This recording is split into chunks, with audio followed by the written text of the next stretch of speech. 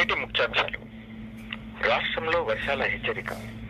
తెలంగాణలో పలు జిల్లాల్లో ఉరుములు, మెరుపులు, ఈదురుగాలులతో కూడిన మోస్తరు నుంచి భారీ వర్షాలు కురిసే అవకాశం ఉందని వాతావరణ శాఖ హెచ్చరించింది.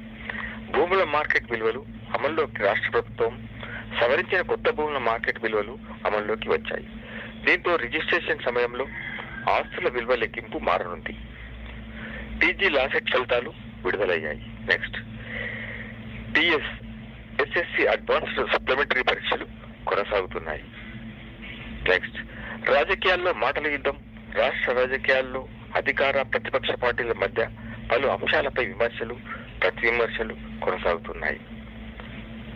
నెక్స్ట్, హైదరాబాద్ లో ట్రాఫిక్ రద్దీ ఆదివారం కావడంతో నగరంలోని షాపింగ్ ప్రాంతాలు, ప్రధాన కూడళ్ల వద్ద వాహనాల రద్దీ పెరిగింది.